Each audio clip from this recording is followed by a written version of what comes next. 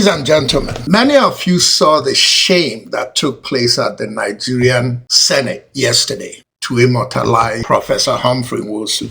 The motion was brought up by Senator Abaribe. What ensued after that is a disgrace. But with that said, let me make it clear that Humphrey Nwosu does not need to be recognized under this Senate or under this Tinubu administration. As a matter of fact, I believe that it's an honor for Humphrey Nwosu not to be immortalized under this shell called a government led by a drug dealer. But when the right time comes, it will be a shame if all Igbos of good intention, starting yesterday, that this denial was made. It will be a shame if all Igbos of good intention do not rise on social media like the Gen Z has been doing the last 2 weeks after one of theirs was attacked. Every Igbo person of good repute should stand up, because if it happens to Humphrey Nwosu today, it's going to happen to you tomorrow.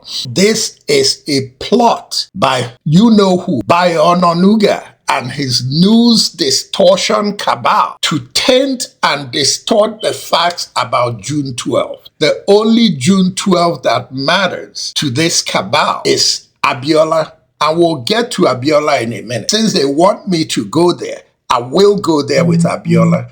But every Igbo person and every Nigerian of good intention must stand up and make sure that at the right time, that Professor Humphrey Nwosu, the architect of June 12, is put in his rightful place among the people who made June 12 possible.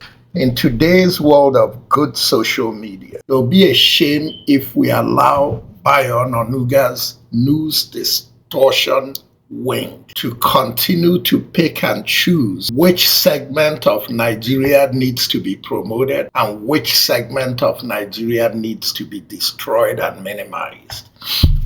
Yesterday at the Senate, a motion came up by Senator Abaribe of Abia State, a motion to vote on immortalizing the memory of Professor Humphrey Nwosu as one of the heroes of June 12 in Nigeria.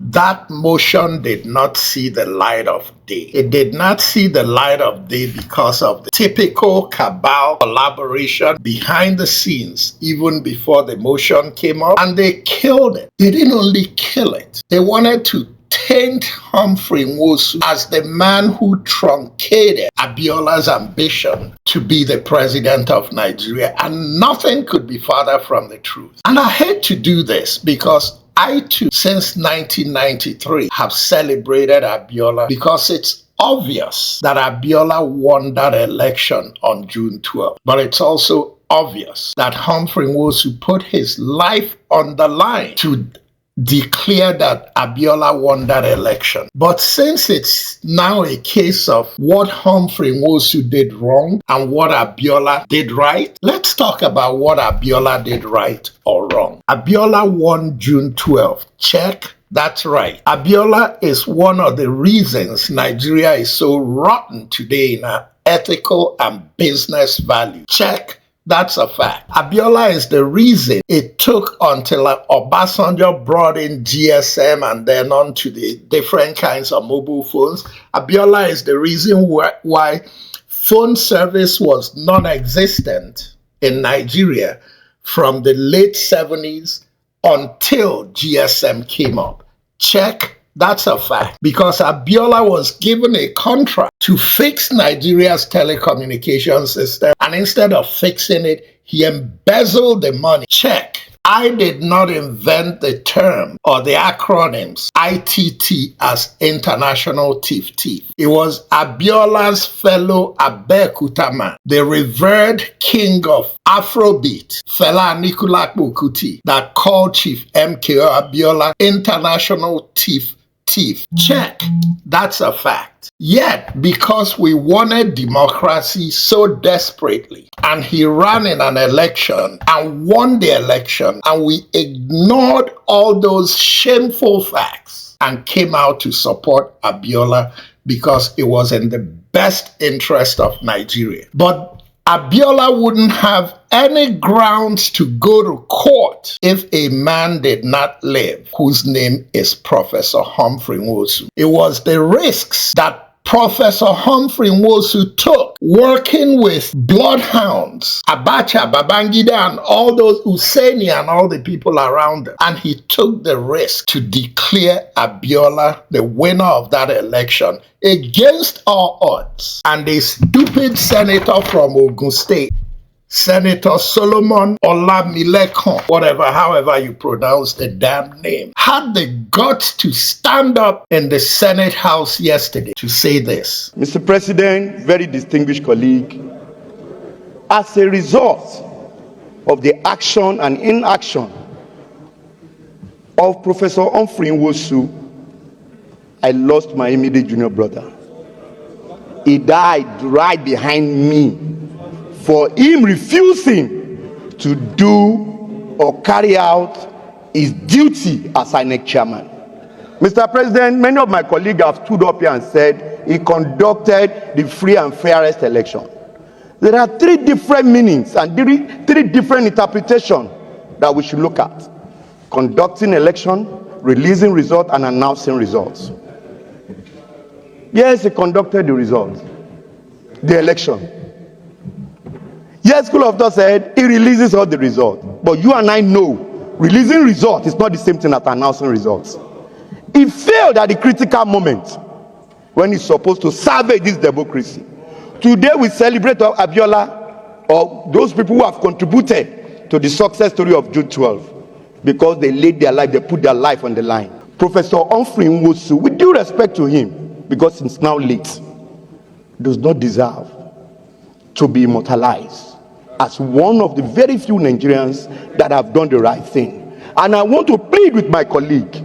As I've said, I'm not speaking along the ethnicity line. That's a lie. The bigot is speaking along ethnicity line.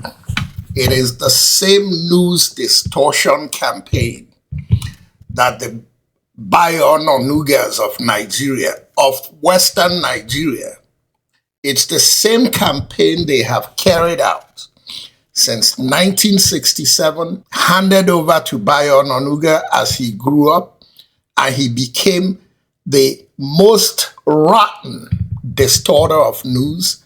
These are senators that take their talking points from Bayononuga. And why would that be? Because for Bayononuga and his wing of the cabal in Western Nigeria, Nigeria's news has to be written. The narrative has to be written according to the choice of Bayononuga and how they want it. And if it doesn't toe that line, they have to come after you and destroy you. The reality is that I said it before and I'm saying it again. Even the worst corrupt people have some good in them. Abiola was one of the most corrupt Nigerians that ever lived in Nigeria. But Abiola had his good in him. In the end, he became the symbol of democracy in Nigeria. But it still doesn't mean we'll forget the rot that came with Abiola. In 1999, I wrote a book, so I'm not making it up today. On the section on Abiola, I said this and I paraphrase. Abiola traveled a 100-mile journey, of which 95 miles was rotten, and the final five miles was a facelift, a whitewash, to paint up and cover up the rot.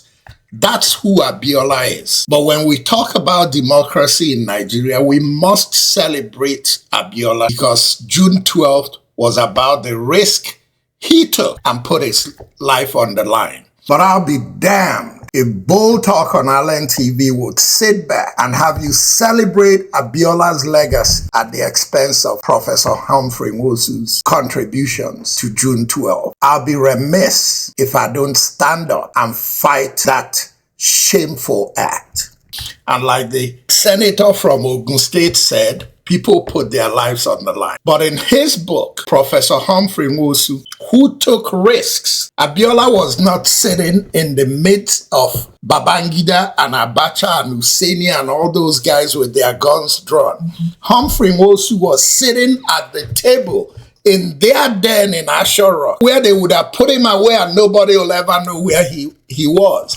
And he stood face to face to them and said, I've conducted the most fair election. Allow me to announce the result. But that's not good enough for this cabal from Ogun State. But among the people he said and he worships that put their lives on the line is the man who sits in Asha today, Bola Ahmed Tinubu. But Bola Ahmed Tinubu ran away from Nigeria. Folks, this is not business as usual. Every Igbo person with good intentions about making sure we stop this cabal and their nonsense against Igbos in Nigeria must rise like the Gen Z are rising against Tinubu in the last 2 weeks after they went after their Gen Z mate. It's time for Igbos to rise in Nigeria and say enough is enough. And if it's not gonna stop, Igbos need to leave Nigeria. This damn country is a place Igbos don't belong. Enough of this nonsense from people stabbing you in the back and you keep laughing with them. Shame on every Igbo senator and shame on every Igbo House of Rep member who would sit back and don't show their utter disgust and make it clear to every level of government in Nigeria that enough is enough. And if you are not willing to stand up and do that as an Igbo person in the Senate or the House, then it's time for us to count you two as one of the Ojikalos and one of the Rochases and one of the Chimaroke Namanis of Igbo land, the cabal-pocketed crew that sit back and watch their people sold and do nothing about it. We must continue to fight to make sure that Professor Humphrey Nwosu's legacy as an election conductor in Nigeria does not get tainted. Humphrey Nwosu doesn't need to be immortalized under this current Senate. But when the dust settles, every one of us must stand up and fight and make sure that our son is put in his rightful place in the history of Nigeria. Ladies and gentlemen, once again, this is Fred Nwankwo coming to you from our studios in Chicago with another edition of Bold Talk on Allen TV. And until next time, good night and God bless.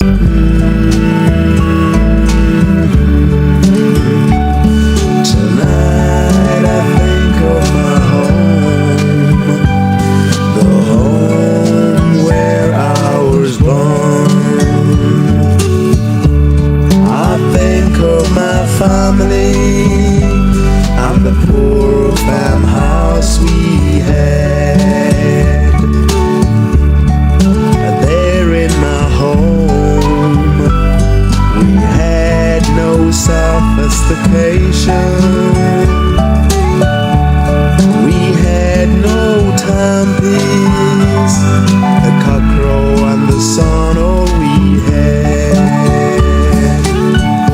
Rise early at sunup, we'd go to the farms, drive the monkeys away from the maize farms, and the birds away from the rice farms.